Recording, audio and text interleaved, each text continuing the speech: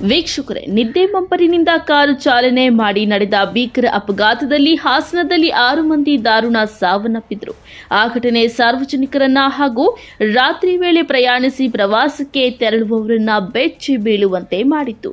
ಅಲ್ಲದೆ ಇದು ಪ್ರತಿಯೊಬ್ಬರಿಗೂ ಎಚ್ಚರಿಕೆಯ ಗಂಟೆಯಾಗಿತ್ತು. ಆದರೆ ಅದೇ ಘಟನೆಯನ್ನ ನೆನಪಿಸುವಂತೆ ಚಾಲಕನ ನಿದ್ದೆ ಮಂಪರಿನ ಚಾಲನೆಯಿಂದ ಕಾರೊಂದು ಭೀಕರ ಅಪಘಾತವಾಗಿ 3 ಸ್ಥಳದಲ್ಲೇ ಸಾವನ್ನಪ್ಪಿದ್ದಾರೆ. ಅಂದಹಾಗೆ ಗೌರಿಬಿದನೂರು ಗ್ರಾಮಾಂತರ ಪ್ರದೇಶದ ನಗರಕೆರೆ ಬಳಿಯ ತಿರುವಿನಲ್ಲಿ ಕಾರು ಚಾಲಕನ ನಿಯಂತ್ರಣ ತಪ್ಪಿ ತಗ್ಗು ಪ್ರದೇಶಕ್ಕೆ ನುಗ್ಗಿದೆ.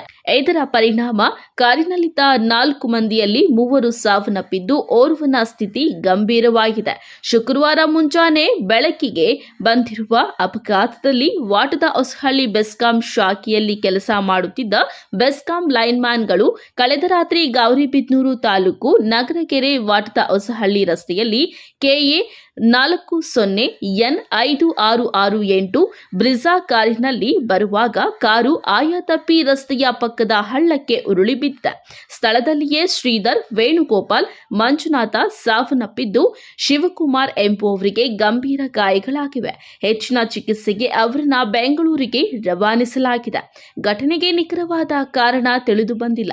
ನಗರಕೆರೆ ಬಳಿ ತಿರುವು ಇರುವುದರಿಂದ ಮುಂಜಾನೆ ಸಮಯದಲ್ಲಿ ಚಾಲಕ ನಿದ್ದೆಗೆ ಜಾರಿದ್ದು, ನಂತರ ಚಾಲಕನ ನಿಯಂತ್ರಣ ತಪ್ಪಿ ಈ ಘಟನೆ ನಡೆದಿರಬಹುದು ಎಂದು ಹೇಳಲಾಗುತ್ತಿದೆ.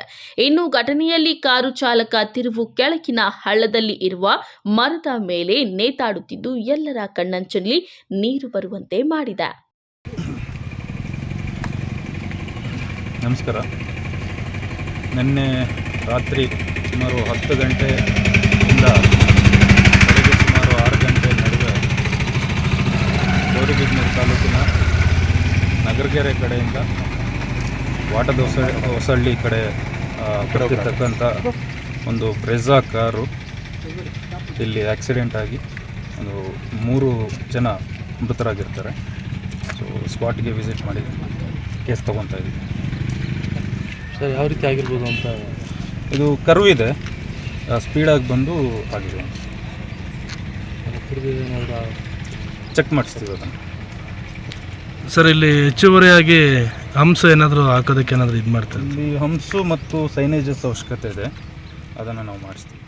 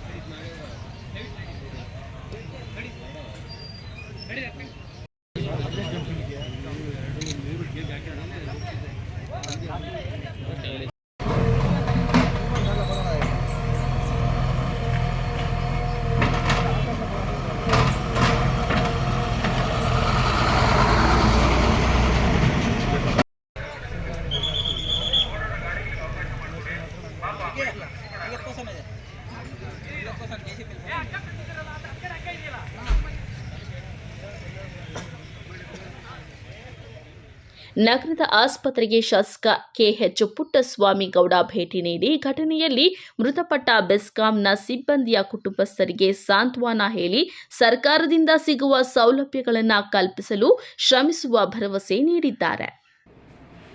ನಗರಕೆರೆ ಹೋಬಳಿ ವಾಟದ ಹೊಸಹಳ್ಳಿ ಹತ್ತಿರದ ರಸ್ತೆಯಲ್ಲಿ ಕೆಇಬಿ ಬೆಸ್ಕಾಂ ಡಿಪಾರ್ಟ್ಮೆಂಟ್ ಏನಿದೆ, ಬೆಸ್ಕಾಮು ಮತ್ತು KPTCL ಸಿಬ್ಬಂದಿಗಳು ತಮ್ಮ ಕಾರ್ಯದಲ್ಲಿ ಅಲ್ಲಿ ಏನು ಅಡೆತಡೆ ಆಗಿತ್ತು, ಮಳೆಯ ಕಾರಣದಿಂದ ವಿದ್ಯುತ್ ಅಡೆತಡೆ ಆದಂಥ ಸಂದರ್ಭದಲ್ಲಿ ಅವರು ಕಾರ್ಯನಿರ್ವಹಿಸಿ ಬರ್ತಕ್ಕಂಥ ಸಮಯದಲ್ಲಿ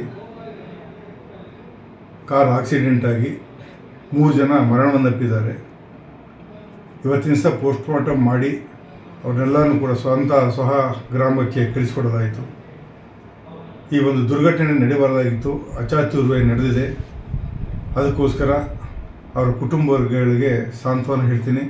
ಮತ್ತು ಇದರಲ್ಲಿ ಯಾರು ಸಾವನ್ನಪ್ಪಿದರೆ ಅವ್ರಿಗೇನು ಸರ್ಕಾರದಿಂದ ಬರೋ ಸಹಾಯ ಸಹಕಾರವನ್ನು ಸರ್ಕಾರ ನೀಡಲಿ ಅಂತ ಅಂದ್ಬಿಟ್ಟು ನಾನು ಸರ್ಕಾರಕ್ಕೆ ಒತ್ತಾಯ ಮಾಡ್ತೀನಿ. ರೈತ ಸಂಘದ ಅಧ್ಯಕ್ಷ ಮಾಳಪ್ಪ ಸ್ಥಳಕ್ಕೆ ಭೇಟಿ ನೀಡಿ ಮಾತನಾಡಿದ್ದಾರೆ. ಈ ಘಟನೆಗೆ ರಸ್ತೆ ಅಭಿವೃದ್ಧಿಯಲ್ಲಿನ ಲೋಪವೇ ಕಾರಣವಾಗಿದೆ.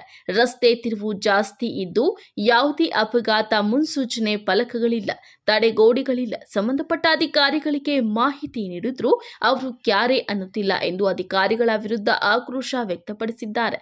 ನಿನ್ನೆ ಗುರುವಾರ ತಡರಾತ್ರಿ ಸುಮಾರು 11:30 KPTCL ಮತ್ತು KB ಕೆಲಸಗಾರ ಆಗಿರ್ತಕ್ಕಂಥ ಮಂಜು ಮತ್ತು ಶ್ರೀಧರ್ ಮತ್ತು ಶಿವಕುಮಾರ್ ಮತ್ತು ವೇಣುಗೋಪಾಲ್ ಅನ್ನೋರು ಇಲ್ಲಿ ನಿನ್ನೆ ಸಂಜೆ LC ತಗೊಂಡು ಮತ್ತೆ ಸಂಜೆ 5:30 ಬಂದು LC ಕ್ಲಿಯರ್ ಮಾಡಿಕೊಂಡು ಮತ್ತೆ ಈ ನಗರಗೆರೆ ಕಡೆ ಹೋಗಿ ತಡರಾತ್ರಿ 11:30 ಬರುವಾಗ ಇಲ್ಲಿ ಒಂದು ಬಹುತ್ಯಾಜ್ಯ ಘಟಕದ ಮುಂದೆ ತಿರುವಿನಲ್ಲಿ ಜೋರಾಗಿ ಬಂದುಬಿಟ್ಟು ಅಪಘಾತ ಆಗಿ 3 ಜನ ಸ್ಥಳದಲ್ಲೇ ತೀರ್ಕೊಂಡು ಒಬ್ಬ ಮಾತ್ರ ಹಾಸ್ಪಿಟ್ಲಿಗೆ ಹೋಗಿದ್ದಾನೆ. ಅವನು ಕೂಡ ಸ್ವಲ್ಪ ಸೀರಿಯಸ್ ಇದೆ.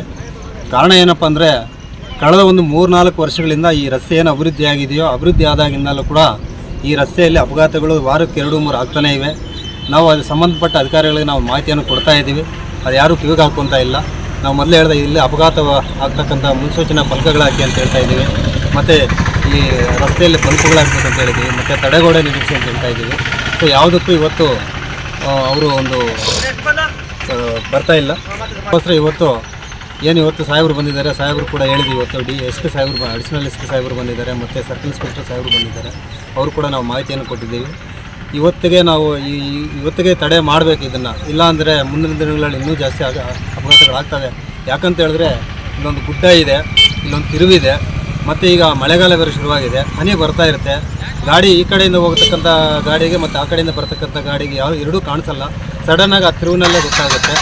ಸೊ ಆದ್ದರಿಂದ ದಯವಿಟ್ಟು ಇವತ್ತು ಪತ್ರಿಕೆ ಮುಖಾಂತರ ಹೇಳ್ತಾ ಇದ್ದೀವಿ.